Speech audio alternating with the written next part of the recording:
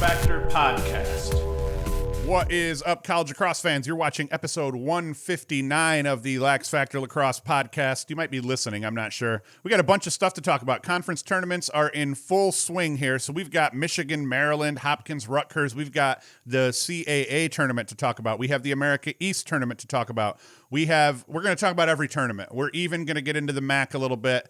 I got chirped by someone via email. I tried to email that person back a very thoughtful response, and it bounced as they had typed their email address wrong. But I did get chirped for being mean to the MAAC. It was kind of an inside joke gone wrong, but we'll talk about them today as well. As always, before we get into all this crap, be sure to like, subscribe, hit the notification bell. Just like and subscribe. We're trying to get over 10,000 subscribers, and we've kind of picked up some pace lately. We're at like 95 and change right now, 9,500. But you can always go to laxfactor.com, support us beyond that. So let's get right into this here.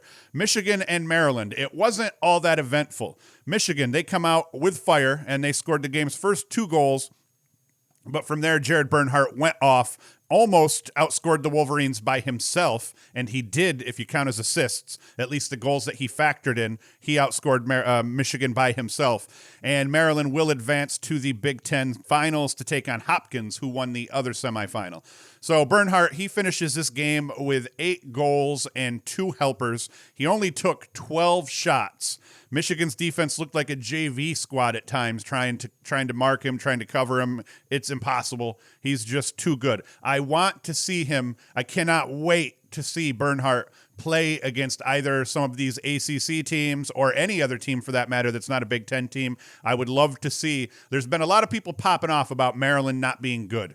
Now, I'm in the camp that would posit that the Big Ten is down this year, that between Hopkins and Michigan, even Rutgers with the success they had, I would have liked to have seen Rutgers and just seen how that success translated outside of the Big Ten. So I am in the camp that the Big Ten wasn't as strong this year as they have been in the past. I am not of the mind that Maryland is down. Maryland is every bit as good as they've been. I think that Maryland is legitimately, if not the best team in the country, easily one of the top 3 best teams in the country, and I think they will absolutely hold their own against ACC teams or any other teams for that matter. So I kind of want Bernhardt and Maryland to prove that's the case, because even ACC fans have been chirping the Big Ten and Big Ten's chirping the ACC. It's like, listen, the ACC is the best conference in lacrosse, the deepest conference in lacrosse. The worst team in the ACC beat the crap out of the best teams in the America East, let's say. Now, I'm not saying Cuse would do that to all of the teams in the Big Ten, but Cuse would beat the lower half of the Big Ten probably handily. I saw someone in the College Lacrosse forum say something about how Michigan would whoop up on Cuse. It's like, probably not. Probably not. The ACC is a little bit more battle-tested. Michigan's only seen the teams in their conference, and granted, most of those teams are better than them. But I don't know. Moral of my story, I cannot wait for Maryland to get to play against some teams that aren't Big Ten teams to see what Jared Bernhardt and company do to them, because I bet you it's going to get ugly for sure. Logan Wisnowskis, he put up 4 helpers in this game. Justin Shockey, he controlled the dot for the Terps, winning 14 of 22, which made possessions hard to come by, obviously, for Michigan. And then Logan McNaney and Cage, 9 saves. That made it tough for Michigan to score even when they got the ball on their end of the field. So, because Michigan's defense is tough too. So, I mean, if it wasn't bad enough that they had to play against Michigan's defense in this day, Shockey won the possession battle. The Michigan Ride isn't anything. They're pretty tough as well. So, great day for the Terps. Great day for Jared Bernhardt. He actually surpassed Matt Rambo's career point total in this game as well. So the current number 1 surpassed the former number 1. So all good things for Maryland, and they're going to take on Hopkins in the finals on, I think it's Saturday, because Hopkins beat Rutgers. I mean, come on, guys. Rutgers lacrosse, they're kind of like a sad country song. Every so often, there's happiness to be found with this lacrosse team, but more often than not, their trucks break down, their girlfriend leaves them, and their dog dies. And that's just been the history of this Rutgers program over the last 10 years. No team has spent more time on the outside of the bubble looking in, kind of like that kid looking through a picture window or a display window at a department store, just praying to God that Santa brings him that sweet toy, only to have their hearts broken when the at-large bids are doled out and they don't get one. Now, I'm not saying that's going to be the case here. I think Rutgers gets an at-large bid, but you best believe they are praying that Maryland beats Hopkins in the finals, because the last thing that Rutgers wants right now is for Maryland to lose to Hopkins, for Hopkins with a losing record to get into the NCAA tournament, and then Maryland eats that first at-large bid out of their conference, and then Rutgers has to hope. It's just an idea here. You want as few at-large bids given out to good teams as possible, so they definitely want Maryland to beat Hopkins, and then that probably secures their at-large bid, I would presume. But if Maryland loses to Hopkins and Maryland has to take that at-large bid, that's Rutgers is going to be sweating a little bit. And even then, they could still get in. I mean, I could see the big maybe getting 3. A lot of people are forgetting that we don't have the Ivies right now. So that's 2, sometimes 3 at-large bids that are available that would normally get doled out to the Ivies. Usually the Ivies get 2 in, and they're not going to this year. So that's 2 spots that other teams will get to grab. But there's a lot of really good teams, and some of them have played outside of conference and done well. So a team like Delaware against a team like Rutgers, Delaware has 10 wins, only 3 losses, and the 3 losses are all to teams with winning records. Rutgers just lost to Hopkins, who has a losing record, and they've lost to Maryland twice, and they don't have really any good quality wins because, you know, the teams they beat in the Big, none of them are good quality teams. I don't mean it that way. I just mean RPI-wise. They don't look great. The Big doesn't look great. So that's going to be rough for them. So let's see here. Now for Hopkins, Jonathan Peshko. I don't know where he came from. I've watched a bunch of Hopkins games. That's the first time I had heard that dude's name called. And I actually watched that game yesterday, and I don't remember hearing that dude's name called. Granted, I was sipping beers and watching it while I watched the kids play, but still. He goes for 4 goals on the day. D. Simone went for 2 goals and a helper. Degnan, who has been a very big part of this Hopkins turnaround over the last 3 games, he had a hat trick for Hopkins. That dude can just shoot. He just has a crazy cannon on him. The guy can snipe from outside. Tim Marcel's 12 saves, they were just enough to allow Hopkins to hold on. And then Matt Naruski at the faceoff dot, 18 of 23 at the faceoff dot. And he was a bit too much for Rutgers to overcome since Hopkins' offense has started clicking over their last 3 games.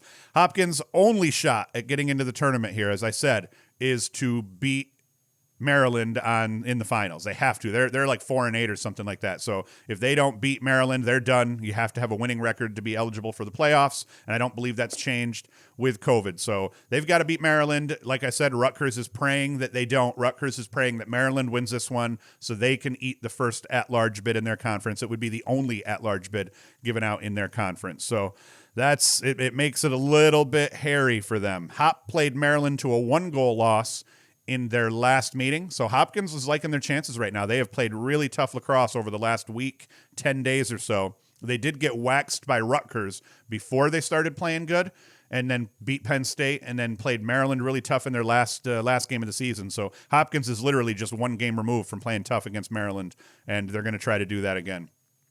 Another good one. In the CAA, Hofstra 10, Delaware 9. It was a dogfight in the CAA semis between these 2 teams, but the Pride played a bit of takeaway at the end, and they secured the victory. One of the best matchups this year, I think, and I was actually looking forward to this going into the game, was Ryan Tierney against CAA Defenseman of the Year, Owen Grant. Grant won this battle handily, holding Tierney to none points, as my daughter would say. 0 points for Tierney in this game. But it came at a cost, as is often the case when you devote your resources, and especially the resources of your best defender, to one guy, to trying to shut down that one guy. You're going to end up popping at the seams in other places on the field, and that was the case. Enter Dylan Mcintosh for Hofstra. Kid often injured. He's an often injured vet. He goes for 5 goals in this game. Only 4 Hofstra players actually tallied a point in this one, which was pretty incredible to see them pull out the win with only 4 guys coming up with a point. But when one of those 4 guys puts up 5 goals, hey, that's going to be good for you. So Hofstra, they get to advance to the finals, play for a bid, while Delaware is doing some complex-ass math, trying to figure out if their 10 wins are good enough for an at-large bid. And the reason they're having problems and they're sweating it now is the same reason that Rutgers is, because UMass, they got waxed by Drexel in the other semis. Not really waxed. 13-8, Drexel wins this one. They continue their magical ride. They needed 9 straight goals at one point against UMass as they broke this game open and cruised to the CAA finals. UMass had jumped out to a 5-zip lead, and it looked like, oh, well, hey, Drexel's magical run is over, but they'd chip back. They made it reasonable at halftime, but UMass still held the lead in the second half, and then Drexel just continued that run into the third quarter, take over that game, and they win. Sean Donnelly goes for 5 goals and 2 helpers. Aiden Cole goes for 4 goals and an assist, and they paced Drexel in this win. Those guys were huge, and the UMass defense it was rough. You got 2 guys that are just trashing on you that bad. It's a bad look for your defense. So UMass's season is now over. Drexel gets to advance to the finals to take on Hofstra. Like Rutgers, Delaware is hoping Drexel beats Hofstra because Hofstra, they were like 8-5 or so. Delaware 10-3. They do not want Hofstra to win that at-large bid, and then they have to compete against Drexel. Or no, they want Hofstra to win the automatic qualifier. They want Hofstra to win the tournament, get the AQ. No, they want Drexel to win and get the AQ, because if Hofstra wins that, then Delaware and Drexel would be competing for the at-large bid. So once again, just like in the Big Ten, you want the best team in your conference. If you're not the team winning the tournament, you want the best team in your conference to win that tournament, so you're not competing against them for the at-large bid down below. So Delaware's got all sorts of math to do here. And it'll be interesting to see if it comes down to like a Delaware on the bubble versus a Rutgers on the bubble. We've seen Delaware play out of conference a little bit. They've done well, 10-3. Their only losses, I believe, were to Delaware, maybe Hofstra, or Drexel, Hofstra. I can't remember, but it'll be interesting to see once you get down to the RPI and they try to start making considerations for who gets these at-large bids. Does Delaware's record hold up against Rutgers? Because I'll tell you, most people would tell you that Rutgers is better than Delaware, but in terms of the resume, once you really get down to crunching the numbers and looking at the RPI and you have these computer rankings that come into play, it could change things a little bit. So there's a lot of teams that are going to be sweating it that lost here over the last 2 days. We get into the America East.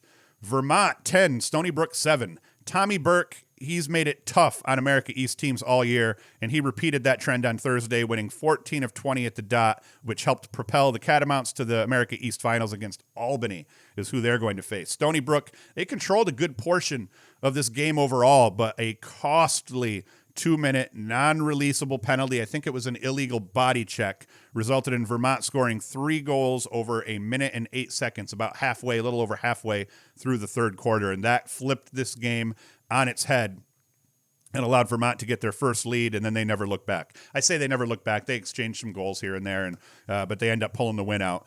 David Klosterman and Mike McCormick each tallied 3 goals. Liam Limoges, he goes for 2 goals and a dish, and I can't leave out Thomas McConvey. He handed out 3 helpers for Vermont. So Vermont, they struggled. They had a couple of losses there, that one or two losses there in the middle, where it was like, oh, maybe Vermont isn't as good as people thought, and then they've just won out ever since. So that's huge.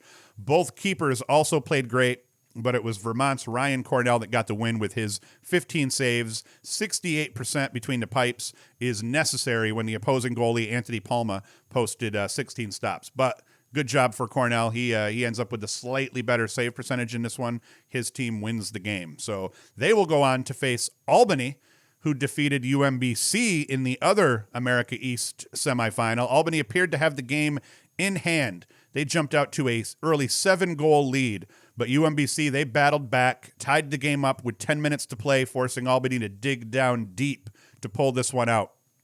Corey Junker, he scored the eventual game winner with 2:37 to play in the game, and Ron John scored the dagger a little over a minute later as the clock ticked below 10 as the shot clock ticked down below 10 seconds. It was a 1-goal lead. We're starting to get down to a little over a minute to play. Shot clock is ticking down on Albany. It literally, I hear the guy say, shot clock's at 10 seconds. Ron John ducks underneath down that left alley, scores a lefty goal, brings it back into his left hand, scores a lefty goal. That's the dagger. That's the ball game. Very painful for UMBC because now they're going to have to watch the America East Finals be played at their place while they watch, and they are done. I don't think there's a chance that UMBC is going to end up pulling an at-large bid out after losing in their semifinals with teams like Albany still in the mix and Vermont still in the mix. I think this is a two-bid conference at best, and I think both of the teams that lost here in the semis are now sunk. Vermont, so it's Vermont, Albany in the finals. Vermont has a pair of 2-goal wins over Albany this season. A key for Albany is going to be to either neutralize Burke at the dot or clear the ball perfectly. Albany hasn't done poorly against Burke. I forget who Albany's faceoff guy is, but he handled his business in the area of 45%. So they're going to try to neutralize Burke. If they can keep Burke in that region, only let Burke win 55 to 60% of these draws, then clear the ball perfectly. You can have Liam Donnelly maybe stand on his head, steal a couple of possessions away by making huge saves. That's going to be key for Albany, and they will need that to be able to win this game. What we have seen here, I think, through all of these first 4 games that I've talked about, is the team that won the draws won the game. Maryland, Justin Shockey had a great game. I don't even think I talked about that. I think I skipped over my note where I talked about Justin Shockey for Maryland. Let's see here. Yeah, Shockey won 14 of 22 possessions, so I did say that, I think. Naruski for Hopkins. I might have skipped that note. Naruski, he won 18 of 23 at the faceoff dot for Hopkins. They win their game. Hofstra, Delaware, didn't throw out any Facebook stats in that one. UMass Drexel, I didn't in that one either, but definitely Vermont won out and Albany won out in terms of the faceoff dot, and both of them won games. So win faceoffs late in the season, you've got a really good chance of winning your games, especially as we hit playoff time. Now we get into the games from the night before. We've got Navy and Loyola doing battle in the, I think those were the quarterfinals for the Patriot League that were played on Wednesday. Aiden Olmstead led the way with a 6-point evening. The first team All-Patriot League attackman scored 5 goals, while Kevin Lindley, Evan James, and Dan Wigley contributed 2 apiece. Bailey Savio, he won 21 of 28 draws. Once again, winning faceoffs, you win games in the playoffs. Grabbed a team best 11 ground balls as well for Savio, and then Sam Schaefer and Cage made 9 saves for the Greyhounds. Loyola, in this one, I pulled this stat from Lacrosse Reference, my favorite lacrosse stat site by far, lacrossereference.com, or you can get pro.lacrossereference.com. Pay up, don't be a cheap ass, and you get yourself some crazy analytics to look at. I haven't used them as much as I would have wanted to this year, but they're still really handy to have. Loyola, they possessed the ball 63% of this game per Lacrosse Reference, thanks to Bailey Savio, thanks to clearing the ball well, thanks to riding the ball well. Just too much overall for Navy. Disappointing for Navy, but Navy, all of the military academies were playing a little bit handicapped this year due to them not being able to keep any players for that extra season. So I think that all of the academies actually did a really good job. All of the academies made their conference tournaments. So hats off to Navy for making the conference tournament in a tough year in terms of roster strength for them, but good job. We ditched the Patriot. I'm going to talk about the other Patriot League game here a little bit. LIU 11, St. Joe's 19. So we've got some NEC action to talk about. That all went down on Wednesday. St. Joe's, they stretched the lead in this one, set a program record for goals, and advanced for the 4th time to the NEC championship game where they will face Bryant. St. Joe's, their offense, it flowed well. Overall, they dodged well. They won matchups. They drew slides. They shared the ball. They're going to be a very tough draw for Bryant in the championship. St. Joe's beat Bryant by a goal, 14-13 in their last meeting. Late game stand on defense that stopped Bryant from tying things up late in that one. So that was a dogfight right down to the very end. Things were tied up in this one at 6s before the Hawks went on a 4-goal run to end the first half, extending their lead to 10-6, and then they never looked back after that. Zach Cole goes 23 of 32 from the faceoff dot. You see this trend developing. Playoff time, possessions are important, and the teams that win more possessions typically win the ball games. And if they don't, there will be a very clear stat that would indicate why. It might be goalie saves. It might be perfect clearing the ball. It might be that they offset the losses at the faceoff dot with forcing turnovers in the ride game. You name it. There's ways to overcome that discrepancy, but once you lose those, the easy way to get a possession is to win it at the dot if you have a good faceoff guy. It's a lot harder to overcome those possession disparities in other areas of the field. So Zach Cole, 23 of 32 from the dot for St. Joe's. That's huge. Patrick Clemens, 3 ground balls, 3 caused turnovers on defense for St. Joe's. Evan Campbell, a goal and 5 helpers. Ryan Doran and Matt Tefano each went 3 and 3 for St. Joe's. Richie LaCalandra was held to just a goal for LIU. That was key in that victory, as St. Joe's did a great job of just slowing down that LIU offense. Big Will Snelders, Big Cat went for 4 goals in the loss, and now St. Joe's will advance to play Bryant, that won the other semifinal game in the NEC against Hobart. Player of the game nod in this game goes to Bryant goalie Luke, and I always screw this kid's name up. I'm going to do my best again. I'm going to say it's Caraciolo, or maybe it's Saraciolo or Caraciolo. Either way, he made 17 saves in the win and played really tough in the first half as well as towards the end of the game. He had some key moments where he made some really big saves that helped keep this game going the way that Bryant wanted it to. Bryant, they lose a close game in their last meeting against Hobart, but this time they hold on for the W. They get revenge. The NEC has been a very exciting conference actually this year, with all of the teams taking turns beating each other up. For Bryant, Bennett Abladian, 5 goals. Aiden Goltz, 3 goals. I keep saying all year long that Bryant has some dudes that has some really hard to pronounce names, really oddly spelled names. They both played beyond their freshman label. Abladian and Goltz are both freshmen. They combined for 8 goals in this one. Mark O'Rourke, who battled injury earlier in the season, he had 4 goals in this game for Bryant. There were 10 goals scored over the fourth quarter, with Hobart bringing it to within 1 goal 5 different times. So this was just an absolute dogfight, and Hobart refused to give up. So, congrats, or hats off, I should say, to the Statesmen for playing tough. 5 times a Bryant freshman responded when Hobart got close by scoring a goal of their own. Abladian answered the bell 3 of those times, and then Goltz, including the dagger, with under a minute left. So Bryant, every time Hobart would try to get tight again, Bryant, one of their freshmen, came up big and scored a goal. That's good for Bryant this season and moving forward. Hard-fought win overall for Bryant. They went, and actually, Bryant, one of the things I like to see as I kind of watched the game quickly, like cycling through it, was Bryant dodged hard.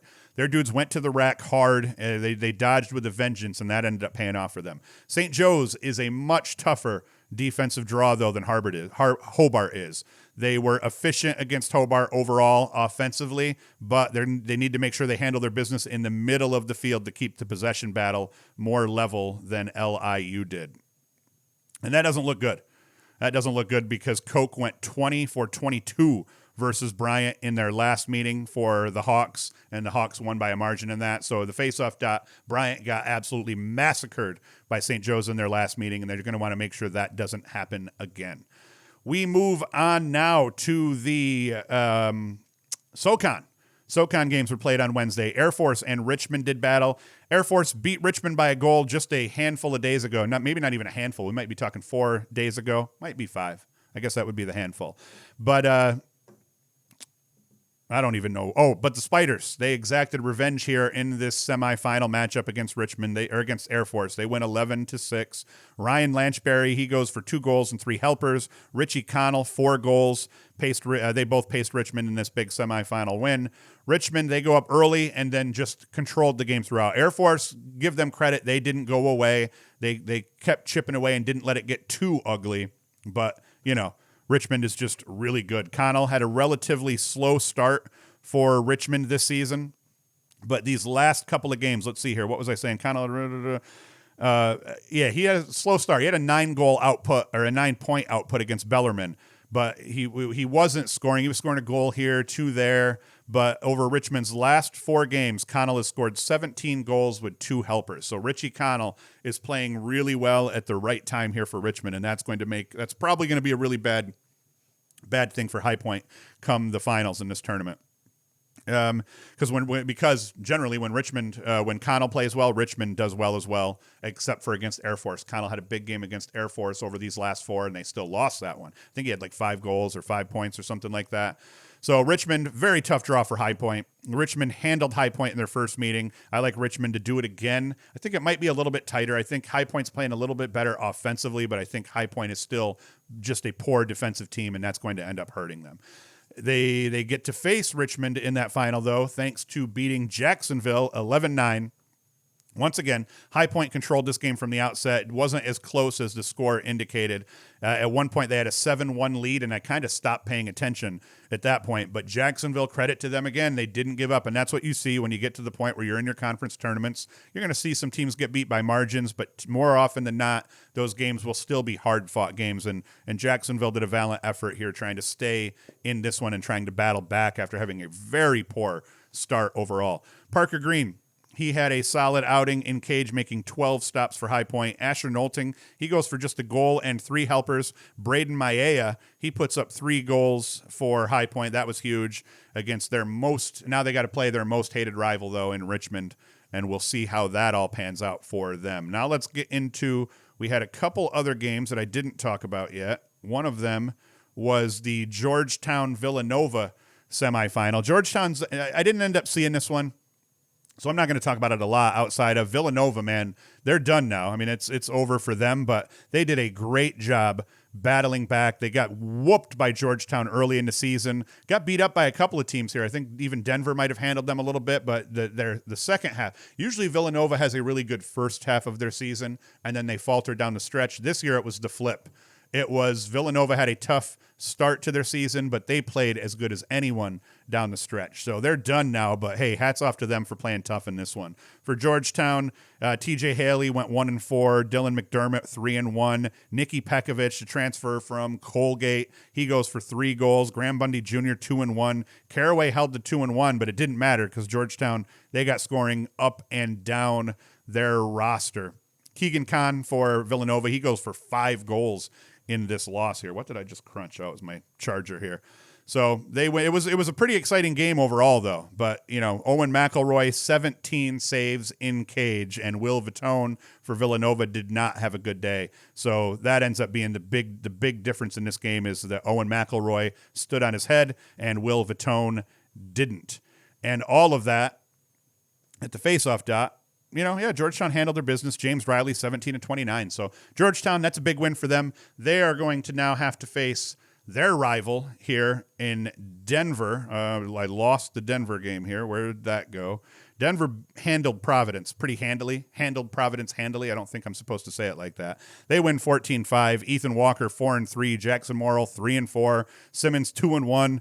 Right down the roster, they played well. Jack Hanna only had a goal off 12 shots. Jack Hanna has shot the ball poorly. I predict we get in the NCAA tournament, and Jack Hanna does not shoot the ball poorly, and that's going to make Denver much more formidable. Denver's going to have a hard time winning against a good team in the tournament, though, if Jack Hanna is shooting 1 for 12 in a game. That's not normally going to be a very good thing for them.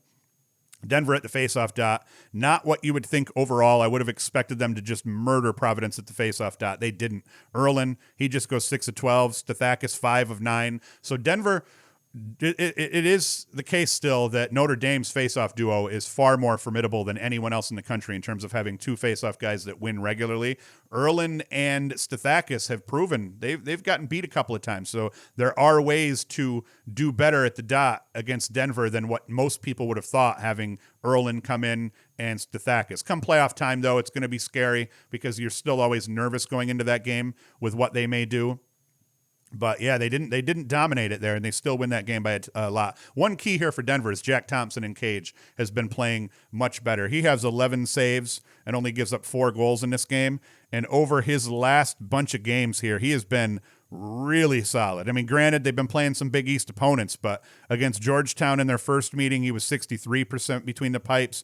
Providence the last time, 56%. Marquette, 62%. Villanova, 57%. Georgetown the second time, 58%. And then against Villanova, 67%. The kid's been lights out. Thompson was, last year he was a little shaky, I thought at times, and I thought he was actually maybe even, you could almost call him a weakness on that defense. This year he has played tough more often than not, has been a strength for Denver, and that's going to be big for them as we get down into the NCAA tournament. Because I think Denver gets an at-large. I think that Denver could lose this tournament here, and I think they'll still get an at-large bid. What game did I forget to talk about from Wednesday? Maybe even have been from Tuesday. Colgate. Wanted to talk about Colgate and Boston U. Colgate beats Boston. Colgate's 3-6, or they were 3-5 coming into this game. They beat Boston U 11-8 to advance to the Patriot League semis, and I don't even know. I'm going to apologize. I'll have to go through the schedule here right after because I don't know who they play after. But man, that's a big one. Brian Minicis. I don't know how to pronounce that. 2 and 3 for Colgate. Adam Salvaggio, 3 goals for Colgate. I mean, they just had a great outing in this one to advance to the semis here. Their goalkeeper, Sean Collins, is part of the reason. He has 13 saves on the day, and at the faceoff dot, they did okay. Thomas Colucci, 16 of 22 for Colgate. So that ends up being the win there between goalkeeping play, facing off, and then just playing tough overall. Colgate gets that win in that one. Now, let us get to the schedule. I think I'll just be able to go to the scoreboard. Nope, we're going to have to go to the calendar. So let's go to the calendar. We'll look at today's. Yeah, we're going to go to the calendar. All right, so Friday, today's games. We got a bunch of games here. We got Mount St. Mary's playing Wagner in the MAAC tournament, and I didn't talk about those, and I'm sorry. I don't have time to talk about it again here, but I will talk about that game in Sunday's show or Monday's show when we do all the recaps. We'll talk about all the tournaments. So we have Mount St. Mary's playing Wagner. We have Richmond playing High Point in the SoCon finals. We have Lehigh tonight playing Colgate in one of the Patriot League semifinals. Cuse plays a non-conference against Robert Morris, but it is a huge game for Cuse. For Cuse, pretty much win and they're in. I think Cuse beats Robert Morris. They will get an at-large bid. You look at Cuse's losses. Yes, they've lost badly to North Carolina, Notre Dame twice, embarrassingly so. And then they lost that game to Army. But beyond that, I mean, they've lost close one to Duke. So their 5 losses are all to teams that are in the top 10. And then beyond that, they've beat all of the America East teams they faced. I think they beat Stony Brook, Vermont, and Albany all at one point that were ranked. I think they get this win over Robert Morris. That's a good win for them as well. So if they lose this game, though, they're sitting at 6-6. Maybe they're not one of the teams that get that at large. I still think at 6-6, they're better than almost every other team that they would be competing against an at-large bid for. But the committee might not see it that way. So this is kind of a must-win game. Not even kind of. This is a must-win game for Syracuse. They have to prove that the ACC really is better. Syracuse has the ACC's only non-conference loss this year to Army. I think the ACC was like 33-1. At some point, they might be like 34 or 35-1 right now against non-conference foes. So Syracuse wants to keep that trend going, get another non-conference win for the ACC, and they'll be good. We also have Army and Loyola tonight. So those are the big games tonight are Richmond and High Point, Army, Loyola in terms of tournament play for the Patriot League, and then Syracuse with that non-conference game against Robert Morris. Saturday's games, as they're lined up so far, are St. Joseph's against Bryant in the NEC final, and then we have Manhattan and Monmouth playing a game also on Saturday for the MAAC. So the MAAC, I don't know, man. This is just crazy. What a crazy season so far it's been in college lacrosse, and we don't have any games set up yet for Sunday because we got to see who wins today and all that crap. So that's the show. I am going to bump Sunday show, just like I wanted to bump this show because I could have talked about the games earlier. But then if I had done the show on Wednesday, what would have happened is I did a show on Wednesday and then I wouldn't have done another show until Sunday. And there would have been like just a ton of games to talk about, and I wouldn't have been able to talk about them in as much depth. So I wanted to bump Wednesday's show to today so that I could get all of these semifinals, quarterfinals, and semifinals games in. And then I'm going to bump Sunday's show to Monday because there will be games played on Sunday as well. I think there's games played on Sunday. I'll do this. If there is no games played on Sunday, I'll throw out on Facebook, let you guys know, and I'll just put the Sunday show out. But I think there's going to be games played on Sunday, and if there are, I'm waiting until Monday to do the show. It's Mother's Day too. I should probably not do a podcast Sundays morning, but either way, I'm rambling now. I'm going to get the hell out of here. So that is today's show. Thank you for listening. Thank you for watching. I will be back Sunday or Monday. Pay attention. If you don't see the Sunday show, it just means I'm waiting on Monday because we have some more games that I want to talk about from that were played on Sunday, all that good stuff. So be sure, like, subscribe, hit the notification bell, share the crap out of this. That's really all I ask. Or you can go to LaxFactor.com and get swag and support us that way. And that is it. I'm off on my day. I'm going to watch some Cuse today at the end of the day. And Hoost is out.